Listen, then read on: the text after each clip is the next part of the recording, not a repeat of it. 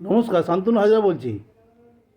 একটা কথা না বললেই নয়, সেটা হলো চারিধারে তৃণমূল সম্বন্ধে এত বাজে বাজে কথা শোনা যাচ্ছে। এই চুরি, ওই ডাকাতি, ওই রাহাজানি, ওই কাউন্সিলর থেকে সমস্ত বড় বড় এমএলএ মন্ত্রী সবার নামই শোনা যাচ্ছে। কোনটা সত্যি কোনটা মিথ্যা সাধারণ লোক বোঝা যাচ্ছে না। ইডি সিবিআই আমি একাকার হয়ে গেছি।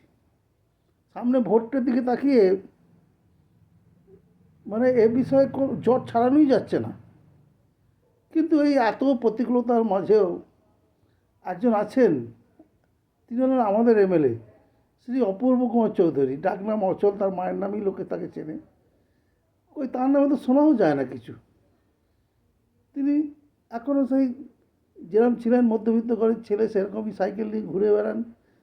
এবারেও সবার কথা অনুযায়ী তৃণমূলের এমএলএ যদি কোটি কোটি টাকার মালিক হন, তাহলে উনিও 1 কোটি টাকার মালিক অন্তত।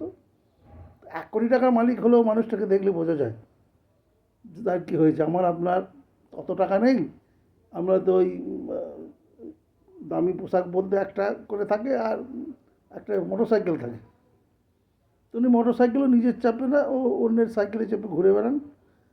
তো এতটা জানি না ভিতরে কী আছে, তবে এতটা সৎ পরিচ্ছন্ন ভাবমূর্তির তৃণমূল এমএলএ কল্পনা করা যায় না এই বাজারে, যে বাজারে শুধুই স্ক্যাম, শুধুই শুধুই দুর্নাম।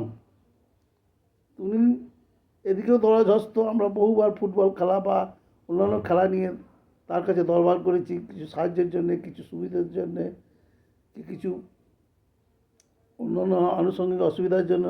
তো তিনি সর্বতভাবে চেষ্টা করেছেন পাড়ার ছেলের মতো। এই হলো অপূর্ব চৌধুরী। তা আজকে দুঃখ লাগে যে সমস্ত চোরেদের সঙ্গে এই সমস্ত সৎ লোকেদেরও, সৎ হোক ভালো হোক সেটা যারা উস্কানি ঘর করে তারা জানবে, তাদেরকেও বিদায় নিতে হবে। ধন্যবাদ।